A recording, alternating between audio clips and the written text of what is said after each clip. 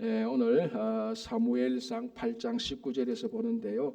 8장 19절에서 22절은 왕을 세워달라는 그 요구에 우리가 어제까지 왕을 세워달라는 그 요구를 받지 않습니까? 그래서 사무엘이 불쾌했지만 하나님께 기도했고 하나님께서 그 기도를 들으시고 그들의 요구대로 왕을 세워주라라고 했습니다. 그래서 8장 19절에서 22절까지는 왕을 세워달라는 그 요구 말씀을 다시 정리해서 한 번 더 우리들에게 증거하는데 이 정리한 내용들에게 굉장히 중요한 내용들이 있습니다. 한번 보겠습니다. 19절 백성이 사무엘의 말 듣기를 거절하여 이르되, 자, 처음에 앞에 했던 말을 다시 정리하는 겁니다. 처음에 불쾌했지 않습니까? 왕을 세워달라고 할 때 마음이 기뻐하지 않았습니다. 그리고 기도를 했죠. 자, 그때에 하나님께서 들어서 응답했습니다. 그죠? 자, 19절에 백성이 사무엘의 말 듣기를 거절하여 이르되, 이제 불쾌했고 그것을 이제 거절했단 말이죠. 아마 그 일어난 일을 다시 정리하는데, 자, 이때 백성들이 뭐라고 말하는가 하면요, 이렇게 말합니다. 우리도 우리 왕이 있어야 한다라고 말합니다. 자, 그리고 여기 보십시오. 20절에 우리도 다른 나라들 같이 우리의 왕이 우리를 다스리며 우리 앞에 나가서 우리의 싸움을 싸워야 할 것이다 하는지라. 자, 19절에서 20절에 가장 많이 반복되는 단어가 뭐죠? 우리죠, 우리. 그러니까 우리가 우리에게 왕이 있어야 되고, 우리도 다른 나라들 같이 우리의 왕이 있어야, 왕이 있어서 우리를 다스리며 우리가 전쟁을 할 것이다, 이렇게. 주어가 우리입니다. 어떻게 보면은 내가 아니고 우리니까 굉장히 공동체를 잘 이루어서 이 사람들이 한 몸이 되어서 한 마음 한 뜻 한 몸이 되어서 사무엘에게 요구하고 자기들이 결단하고 자기들이 말하는 것처럼 보입니다. 물론 이 말은 맞습니다. 그런데 이 우리에게 왕이 주셔서 우리가 전쟁을 하나이다, 우리도 다스리게 한다, 이 우리의 하나님을 뺀 우리라는 것입니다. 그리고 여기 우리가 무엇을 하겠습니다. 여기에는 하나님을 전혀 고려하지 않고 하나님 없는 우리, 하나님 없는 공동체를 말합니다. 그럼 이게 뭐냐면 오늘날 세상하고 똑같습니다. 세상 사람들이 하나님 빼고 자기들끼리 딱 뭉쳐가지고 무슨 일을 하는 거하고 똑같습니다. 그래서 세상 사람들이 볼 때, 세상적으로 볼 때는 한 마음 한 뜻이 되었구나, 공동체가 되었구나, 그렇게 인정할 수 있습니다. 자, 이게 이런 일들이 가장 먼저 일어난 게 뭡니까? 바벨탑 쌓을 때 아닙니까? 자기들이 모여서, 우리가 함께 모여서 이제 우리가 탑을 쌓아서 거기에 이제 우리가 흩어짐을 면하자, 이거 아니었습니까? 그러니까 그 사람들도 하나가 되어서 탑을 쌓아서 흩어짐을 면하자라고 말할 때 우리말로 하면 대동단결된 것입니다. 굉장히 좋은 모습인데, 바벨탑 사건이나 오늘 왕을 세워달라고 말하는 그 우리는 하나님이 없는 우리하고 똑같습니다. 세상 사람들이 단결한 것 똑같죠. 그래서 우리도 우리의 왕이 있어야 되겠다. 우리의 왕, 하나님 없는 우리의 왕, 다른 나라들처럼. 실제로는 지금까지는 하나님께서 실제적인 왕이었습니다. 그래서 사사를 통해서, 사무엘을 통해서 하나님께서 다 통치를 하셨습니다. 이스라엘 백성들을 다 구원해 주셨죠. 이제는 그런 구원 말고, 하나님이 사사를 통해서, 선지자를 통해서 하는 그런 구원 말고, 우리가 선출해서 우리가 세우는 왕을 통해서 우리를 다스리게 하자는, 그렇죠? 자, 그래서 하나님의 주권, 하나님의 통치, 하나님의 왕대것을 잡기고 빼고 자기들이 왕이 되겠다라고 말하면서, 자, 여기 보십시오. 이제 20절에 우리의 싸움을 싸워야 할 것이다라고 말합니다.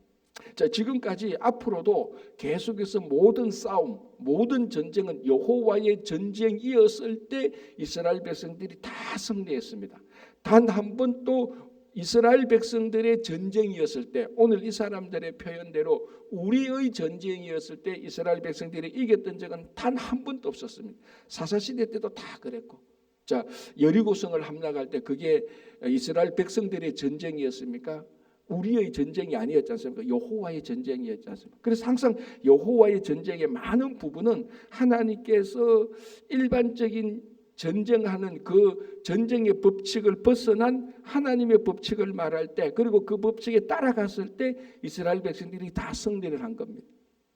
물론 어떨 때에는 하나님께서 일반 법칙처럼 하나님께서 다 명령하고 그 법칙에 따라가서 전쟁에서 승리할 때도 있었습니다. 그러니까 그 법칙이 일반 법칙으로 하나님께서 그 전쟁의 법칙을 일반 법칙을 사용하시든 특별한 법칙을 사용하시든 그 전쟁이 전부 다 하나님께서 주관했고 그 주관에 이스라엘 백성들이 순종했을 때 모든 전쟁을 이겼습니다. 자, 가장 대표적인 아이성 전투 아닙니까? 아이성 전투는 하나님의 말씀에 순종하지 않았던 자기들의 전쟁이었습니다. 그래서 완전히 패배했습니다. 여리고성 전투는 철저하게 하나님에게 순종했던 전투였습니다. 그래서 자기들이 크게 이겼습니다. 자, 오늘 이스라엘 백성들이 왕을 세워서 이제 우리의 전쟁을 하겠다고 합니다. 여기서 우리의 싸움을 싸워야 할 것이다라고. 이게 제가 볼 때는 가장 큰 실수 중에 하나입니다. 앞으로 이스라엘 백성들이 왕을 세워서 싸워서 한다. 자기들이 전쟁을 하겠다. 자기들의 싸움을 하겠다. 그거 다 지는 거죠. 그죠? 그렇게 이제 결심을 하는 겁니다. 자, 21절 사무엘이 백성의 말을 다 듣고 여호와께 아뢰매 여호와께서 사무엘에게 이르시되 그들의 말을 들어 왕을 세우라 하시니 왕도 기뻐하지 않았습니다. 하나님도 기뻐하지 않았습니다. 그럼에도 불구하고 마지못해서 이스라엘 백성들의 요구를 들어주고 왕을 세우십니다. 자, 여기까지가 이제 8장입니다. 그러니까 이 사무엘상 8장에서는 사사 시대에서 하나님께서 사사를 통해서 다스리던 그 시대에서 이스라엘 백성들이 그걸 전적으로 거부합니다. 우리 이제 그거 실소. 이제 우리가 왕을 세워서 우리도 다른 나라들처럼 왕정 정치를 하겠소. 그 요구했고 그 요구를 하나님께서 들어주시는 것까지가 8장이었습니다. 자, 이제 그럼 9장에서 이제 이어지는 내용은 뭐겠습니까? 그러면은 하나님께서 왕을 세워주라 그랬는데 그러면은 그 왕은 누구겠느냐라는 겁니다. 그렇잖아요. 그렇죠? 자, 그러면 그 이스라엘 백성들의 처음 왕, 초대 왕은 누구겠느냐라는 내용을 이제 9장부터 나옵니다. 그래서 9장 1절에 바로 나오죠. 베냐민 지파에 기스라 이름하는 유력한 사람이 있으니, 자, 12지파 가운데 베냐민 지파에 기스라는 사람이 있었습니다. 그 지파에서 굉장히 유력한 사람, 지도자급에 해당하는 사람이 있었다라는 거죠. 그는 아비엘의 아들이요 서롤의 손자요 베고라스의 정손이요 아비아의 현손이며 베냐민 사람입니다. 굉장히 유력합니다. 뭘 통해서 알 수 있습니까? 이 기스를 말하는데 고조 할아버지까지 이름을 말합니다. 우리가 앞에서 한 몇 개월 전에 주일날 우리 설교할 때 그 율법 학자를 볼 때 우리가 이런 얘기했어요. 그 율법의 엑스라를 볼 때 그 사람의 우리 말하면 급수가 어느 정도 급수냐 되는 걸 알려면은 그 사람을 소개할 때 몇 대 손까지 소개하는가를 보면 안다 그랬습니다. 단순히 누구의 아들이다 이거보다는 누구의 아들, 누구의 현손이고 누구의 정손이고 누구의 손자고 누구의 아들이고, 그러니까 이 사람이 나타나기 전까지 조상들을 몇 대까지 언급하는가를 보면은 우리가 알 수 있다 그랬습니다. 그 사람의 급수를. 자, 그러면은 이미 말이 나온 김에 예수님의 급수는 어디까지 올라갈까요? 누가복음에는 어디까지 올라가죠? 하나님까지 올라갑니다. 그러니까 예수님의 족보가 마태복음에도 나오고 누가복음에도 나오잖아요. 마태복음에는 아브라함과 다윗의 자손 예수 그리스도의 세계라 이렇게 나오잖아요. 그러니까 마태복음만 봐도 예수님을 소개하는데 뭐 아버지는 누구고 할아버지 정손 정조하러 고조 할아버지 정도가 아니고 아브라함까지 올라갑니다. 그래서 예수님의 급수가 감 잡히죠. 그런데 누가복음을 보면은 쭉 올라가서 아담까지 올라가서 하나님까지 올라가 버리는 겁니다. 그러니까 그 사람을 소개하는 이 사람의 급수를 누구로부터 내려왔는가 보면 알 수 있죠. 그런데 구약에서 4대 손까지 얘기하면 굉장히 유력한 사람이에요. 자, 지금 이제 기스에게 있어서 기스를 소개할 때 4대째까지 소개합니다. 그런데 주인공은 기스가 아니고 누구죠? 기스의 아들을 소개하려고 하는 거예요. 굉장히 유력한 사람이라는 겁니다. 굉장히 배경이 좋은 사람입니다. 그죠? 굉장히 그 집안이 든든한 사람입니다. 이제 초대 왕이 될 사람. 자, 2절 기스에게 아들이 있으니, 기스만 해도 고조 할아버지까지 소개했는데 주인공은 기스가 아니고 그 아들이라는 겁니다. 기스의 아들이 있으니 그의 이름은 사울이요. 준수한 소년이라 이스라엘 자손 중에 그보다 더 준수한 자가 없고 키는 모든 백성보다 어깨 위만큼 더 컸더라라고. 자, 이제 사울을 소개하는데 누가 첫 번째 왕이 될 것인가라고 말할 때 이제 그 사람이 나오는 겁니다. 사울이었다라고 말할 때 크게 두 가지를 소개합니다. 사울의 배경을 소개합니다. 굉장히 베냐민 지파의 유력한 집안의 아들이었다. 그리고 그의 외모를 소개하죠. 외모가 뭡니까? 준수한 소년이었다라고 말합니다. 그리고 이스라엘 자손 중에 그보다 더 준수한 자가 없고 그 당시에 사울보다 더 준수한 자가 없었습니다. 제일 좋았다는 거죠. 모든 키는 모든 백성보다 어깨 위만큼 더 컸다. 자, 이렇게 볼 때 왕으로 될 만한 자격이 있습니까? 없습니까? 충분히 있죠. 베냐민 지파 12지파 가운데 정통 지파예요. 그 베냐민 지파 가운데서도 아주 유력한 사람이고 지도자급 사람이고 이 배경만 해도 뭐 왕의 후보로서 손색이 없죠. 그런데 그 당시 사울 전까지 그 사람으로 볼 때 제일 준수했습니다. 그냥 단순히 뭐 보통 사람으로서 준수한 게 키도 다른 사람 어깨만큼 더 컸다라는 것. 뭐 왕으로 볼 때 아무런 흠이 없습니다. 완벽합니다. 자, 제가 성경을 보았을 때 이 사울만큼 외모로 보았을 때 왕의 사울만큼 외모로 보았을 때 사울에게 비견할 만한 인물은 하나밖에 없습니다. 누구겠습니까? 압살롬밖에 없습니다. 압살롬은 뭐 진짜 우리 나중에도 나오겠지만 그의 등장에서부터 압살롬은 준수합니다. 카리스마가 있고 그죠? 자, 그런데 한번 생각해 보세요. 이제 왕을 말하는데 오늘 이 사울 초대 왕을 말할 때에 하나 빠진 게 있습니다. 그게 뭡니까? 제가 질문을 좀 두리뭉실하게 했는데 배경도 좋았고 외모도 아주 준수했고 뛰어나고 최고였습니다. 그런데 뭔가 좀 허전하지 않습니까? 뭐가 허전합니까? 그의 속이 어떠냐는 데는 언급이 없습니다. 그가 용기가 있었다든지 지혜가 있었다든지 이런 내용이 그의 내면적 성품, 아니 더 정확히 말하면 그가 하나님과의 어떤 관계가 있었는가에 대한 말이 없다는 겁니다. 그래서 좀 허전하죠. 뭐 배경도 좋고 집안도 좋고 다 좋습니다. 그자 우리 예를 들자면 이거 좀 선보는데 그 신랑 선보는데 야, 이 집안이 국무총리 아들이야. 이 집안에 장관도 몇 명이고 국회의원도 몇 명이야. 그리고 딱 선보는 자리에 딱 갔는데 뭐 이렇게 멋진 남자를 본 적이 없어요. 계속 그거 얘기하는 겁니다. 집안 얘기하고 외모 얘기하고 하나 얘기하지 않는 게 있어요. 이 사람의 인품이 어떻고 성격이 어떻고 이거 얘기하지 않는. 눈치 빠른 여자라면은 내가 이 남자하고 결혼했다가 큰 코 다치겠다 그렇게 생각할 수 있어요. 왜? 이 사람이 성격이 어떤가를 말하지 않습니다. 지금 사울이 그렇다는 겁니다. 뭔가 허전해요. 자, 그러면은 다윗을 한번 볼까요? 사무엘상 16장 2절에서 16장 12절에서 13절 보겠습니다. 사무엘상 16장 12절에서 13절 제가 봉독해 드릴게요. 이에 사람을 보내어 그를 데려오매. 자, 이게 무슨 상황입니까? 이에 사람을 보내어 그를 데려오매 사울 왕을 폐기하고 하나님께서 사울 왕을 폐기하고 그 다음 왕을 선택할 때 선지자 사무엘이 누구 집에 갑니까? 이새의 집에 갑니다.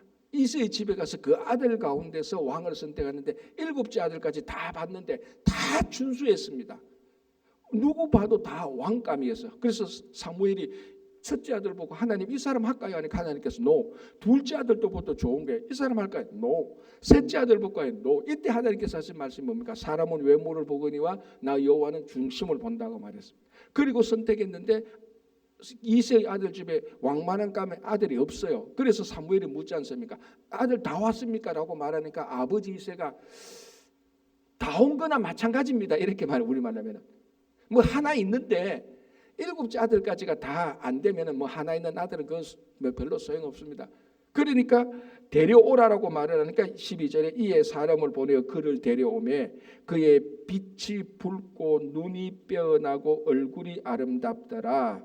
여호와께서 이르시되 이가 그니 이 아이가 이제 왕으로 세울 그니 일어나 기름을 부어라 하시는지라. 자, 요까지만 보면은 다윗도 외모만 말했죠. 자, 13절에 사무엘이 기름 뿔병을 가져다가 그의 형제 중에서 그에게 부었더니 이날 이후로 다윗이 여호와의 영에게 크게 감동되니라. 그리고 우리말로 하면 뭡니까? 성령 충만한 사람이었다는 겁니다. 그런데 사울은 그에 대한 얘기가 없습니다. 그래서 뭔가 모르게 사울이 왕이 되었다고 말할 때 이것을 좀 깊이 묵상하면은 야, 사울이 어떤 사람이지? 이 사람은 하나님과 어떤 관계를 이루었지? 자, 어린 사무엘만 해도 어떤 사람인가 우리가 알 수 있습니다. 어릴 때부터 성막에서 자랐습니다. 어릴 때부터 성막의 문을 열고 어릴 때부터 그 등불이 꺼지지 않도록 24시간 동안 그 불을 켰던 사람입니다. 하나님과의 관계에서 무슨 일인가를 다 드러났던 사람입니다. 다윗도 성령에 감동된 사람입니다. 하나님과 관계인데 사울은 지금 그게 없어요. 다 좋은데 불안하죠, 그죠? 뭔가 불안하죠. 그래서 나중에 이제 우리가 미리 결론을 내리면 다윗 때처럼 가서 하나님은 진짜 하나님은 우리의 중심을 본다라는 것을 우리가 알 수 있죠. 자, 어쨌거나 초대 왕은 이렇게 하나님께서 정해 놓으시기 시작하는 겁니다. 3절. 다시 사무엘상 9장 3절. 사울의 아버지 기스가 암나기들을 잃고 그의 아들 사울에게 이르되 너는 일어나 한 사환을 데리고 가서 암나기들을 찾으라. 자, 그 집에 암나기가 잃어버렸습니다. 그래서 잃어버린 암나기를 찾으러 사울을 보내는데 사환 종을 같이 따라 붙여 보냅니다. 그 집안이 좋으니까 나귀도 있고 나귀 잃으니까 사원도 보내는 거죠. 집안이 좋으니까. 그래서 사울이 암나기를 찾으러 자기 종과 함께 떠나는 겁니다. 4절 그가 에브라임 산지와 살리사 땅으로 두루 다녀보았으나 찾지 못하고 사알림 땅으로 두루 다녀보았으나 그곳에도 없었고 베냐민 사람의 땅으로 두루 다녀보았으나 찾지 못하고 잃어버린 암나기를 찾으러 사울이 가는데 이곳에도 없고 저곳에도 없고 다 지금 3군데나 없습니다. 가봐도 다 없습니다. 못 찾았습니다. 5절에 그들이 숲 땅에 이를 때에 사울이 함께 가던 사환에게 이르되 돌아가자. 내 아버지께서 암나기 생각은 고사하고 우리를 위하여 걱정하실까 두려워하노라. 여기에 사울의 내면이 약간 드러납니다. 아버지에 대한 마음은 애틋한 게 있어요. 이 암나기들을 잃어버리니까 아이고 우리가 너무 오랫동안 밖에 나왔다. 야, 암나기를 우리가 두고 다시 아버지께로 돌아가자. 아버지께서 우리를 걱정하시는 게 그게 더 마음에 쓰인다는 겁니다. 그러니까 보면 사울이 이 아버지와의 관계는 좋은 관계입니다. 아버지 걱정할까 봐 암나기보다 아버지 걱정할까 봐 먼저 갑니다. 자, 6절에 그가 대답하되 사환이 대답하죠. 보소서 이 성에 하나님의 사람이 있는데 존경을 받는 사람이라. 그가 말한 것은 반드시 다 응하나니 그리로 가사이다. 그가 혹 우리가 갈 길을 가르쳐 줄까 하나이다 하는지라. 자, 나귀를 못 찾았습니다. 아버지 걱정하신다. 빨리 가자. 여기에 잘못된 게 없습니다. 그죠? 자, 그런데 옆에 있던 함께 갔던 종이 말합니다. 주인님 아니면 도련님. 이 성읍에 우리가 지금 암나기를 찾아 왔다 갔다 했는데 이 성읍에 선견자, 우리말은 선지자죠. 선지자가 있습니다. 존경할 만한 선지자가 있는데 그가 혹 우리가 어디로 가면은 암나기를 찾을까 알려줄 수 있습니다. 선지자에게 가봅시다라고 말합니다. 자, 이게 별것 아닌 일반적인 대화죠. 여기서 우리가 뭘 알 수 있습니까? 첫 번째, 그 성읍에 하나님의 사람 선지자가 있었다는 사실을 종은 알고 있는데 사울은 그걸 까마득히 모르고 있습니다. 이 사실 자체도 중요하죠. 그리고 관심이 뭡니까? 종은 하나님의 사람이 어디 있다는 소식을 듣고 이 성읍에 그 유명한 하나님의 사람이 있다는 것을 알고 있는데 사울은 그거 모릅니다. 하나님의 사람이 어디 있는지 모릅니다. 왜? 관심 없고 들은 적도 없습니다. 왜 듣고 관심 없습니까? 마음이 없으니까. 오히려 이게 바뀌어야 되는 거 아닙니까? 대화가 바뀌어야 되는 겁니다. 종이 가다가 주인님 우리 암탉이 찾기 너무 어렵습니다. 주인님께서 도련님 우리 암탉이 찾기 어려우니까 주인님께서 너무 걱정하셔서 돌아갑시다라고 말하면은 사울이 진짜 하나님과의 관계 바랬다면 가만히 있어봐라. 이 성읍에 내가 들었는데 여기 하나님의 사람이 있다. 우리 하나님의 사람에게 찾아가서 물어보면은 일을 해결할 수 있을 거야. 가자. 이렇게 말해야 되는 것 아닙니까? 이 사울이 해야 될 일과 해야 될 말과 종이 해야 될 말이 지금 거꾸로 된 겁니다. 이미 여기서부터 사울이 하나님께서 마지 못해서 초대 왕은 허락하지만 첫 번째 왕은 허락하고 사울을 하나님께서 섭리에 놓으셨지만 이게 이 사울의 영적 상태가 벌써부터 이게 뭔가 삐걱거리고 있다는 것을 우리가 눈치는 채죠. 아니 종이 알고 있는 하나님의 사람을 사울이 몰랐단 말이죠. 그 당시 하나님의 사람은 하나님의 임재의 상징이었지 않습니까? 그러니까 오히려 종이 그 하나님의 사람에게 찾아가서 우리 말로 하면 이건 뭡니까? 우리 한 번만 더 하나님께 기도해 봅시다. 우리 한 번만 더 하나님을 생각해 봅시다. 이 말하고 똑같습니다. 사울이 말하는 게 아니고 종이 말하죠. 자, 그러니까 7절에 사울이 그의 사환에게 이르되 우리가 가면 그 사람에게 무엇을 드리겠느냐? 우리 주머니에 먹을 것이 다하였으니 하나님의 사람에게 드릴 예물이 없도다. 무엇이 있느냐? 그래, 네 말대로 그래? 그럼 우리가 선지자 찾으러 가는데 우리가 어떻게 빈손으로 가냐? 제사도 드리고 선지자에게도 만나는데 빈손으로 못 간다. 나 하나도 없다. 너 혹시 있어? 너 혹시 드릴 예물이 있어? 라고 묻는 거죠. 자, 그러니까 8절에 사환이 사울에게 다시 대답하여 이르되 보소서 내 손에 은 한 세겔의 4분의 1 은 세겔이 있으니 하나님의 사람에게 드려 우리 길을 가르쳐 달라 하겠나이다. 참 이 종이 충실한 종이죠. 주인은 아무것도 없는데 종은 미리 다 준비해가 왔습니다. 준비해가 와서 주인님 여기 은 4분의 1 세겔이 있으니 이걸 하나님의 사람에게 찾아서 예물로 드립시다라고 자기 것을 내어놓아요. 여러분 보통요 대부분의 종은 이럴 때 자기 거 안 내놓습니다. 그렇죠? 그런데 이 종이 굉장히 뛰어난 종입니다. 하나님의 사람이 어디 있는가를 알고 자기 주인을 통하여 주인에게 암탉이를 찾기 위해서 자기가 가진 것을 예물로 내려놓습니다. 굉장히 헌신되고 신실한 사람입니다. 자, 우리가 이렇게 볼 때 하나님 어떤 일을 해결하기 위해서 하나님을 만나고 하나님께 나아가기 위해서 내가 가진 것을 아낌없이 내어놓을 줄 알아야 되는 겁니다. 내 시간도 내어놓을 줄 알아야 되고 물질도 내어놓을 줄 알아야 되고 달란트도 내어놓아야 되는 거죠. 그래서 이 종이 그렇게 지금 하고 있습니다. 그래서 집으로 돌아가던 길을 턴해서 하나님의 사람에게로 가고 있습니다. 어떻게 보면은 좀 방향을 돌리는 여호와께로 돌아오라는 그런 모습하고도 좀 비슷하죠. 자, 9절은 넘어가고 10절 사울이 그의 사원에게 이르되 너의 말이 옳다 가자 하고 그들이 하나님의 사람이 있는 성읍으로 가니라. 종이 주인을 데리고 종이 지금 주도하고 있습니다. 사울이 주도하고 있는 것이 아니고 종이 리더십을 발휘하고 있어요. 사울이 리더십을 발휘하고 있는 게 아니고. 자, 그렇게 해서 하나님의 사람을 찾으러 가는 겁니다. 그죠? 자, 11절 그들이 성읍을 향한 비탈길로 올라가다가 물길으로 나오는 소녀들을 만나 그들에게 묻되 선견자가 여기 있느냐 하니 그들이 대답하여 이르되 있나이다. 보소서 그가 당신보다 앞서갔으니 빨리 가소서. 백성이 오늘 산당에서 제사를 드림으로 그가 오늘 성읍에 들어오셨나이다. 이렇게 쭉 얘기하고 13절에 지금 올라가서 13절 끝부분에 지금 올라가소서 곧 그를 만나리이다 하는지라. 자, 잘 한번 생각해 보십시오. 지금 가다가 물길로 오는 소녀들을 만났습니다. 그 성읍에 가서 묻습니다. 여기 선지자가 있느냐? 보통 물길로 오는 소녀가 뭐라고 말합니까? 예, 여기 있습니다. 저쪽으로 올라가시면 될 겁니다. 그러니까 질문이 선지자가 여기 있느냐고 말할 때 A 유형, 예 있습니다 하고 자기 길 가는 사람, B 유형, 예 여기 있습니다. 이쪽 길로 가세요라고 말하는 B, C는 뭡니까?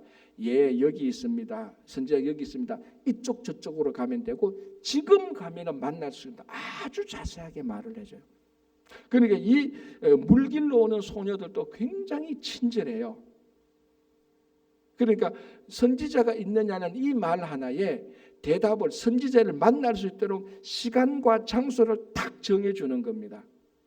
그러니까 사울이 지금 암나기를 잃어버려, 사울이 집안에서 암나기를 잃어버려서 암나기를 찾으러 가는데 하나님 지금 어디로 인도하고 있습니까? 그 종을 통하여서, 이 소녀들을 통하여서 사무엘을 만나도록 인도하고 있는 손길이 보이지 않습니까? 그죠? 그러니까 여기서 지금 하나님이 사울에게 기름 부으려고 사무엘의 선지자 사무엘에게 하나님이 인도하시는 이 인도의 손길이 확실하게 보이지 않습니까? 종을 통하여서, 물길로 오는 소녀들을 통하여서. 그래서 정확한 시간과 정확한 장소와 정확한 방향을, 그리고 만나야 될 사람을 다 얘기해 줍니다. 자, 하나님의 일이 이루어지려면요, 무엇이 일체해야 된다고 제가 전번에 한번 얘기했습니까? 여기도 삼위일체입니다. 시간이 맞아야 되고요, 장소가 맞아야 되고요, 사람이 맞아야 돼요. 그 시간에 그곳에 그 사람이 있어야 됩니다. 요게 딱 맞아야 하나님이 이루어져야 돼. 하나님의 일이 이루어지는 거죠. 그런데 지금 그것이 그대로 됩니다. 시간과 장소를, 물길로 오는 소녀가 말하고 사무엘을 만날 수 있다고 다 얘기해 주는 겁니다. 이런 일들을 통하여서 지금 이제 사울이 하나님의 선지자 사무엘을 만나러 가게 되는 겁니다.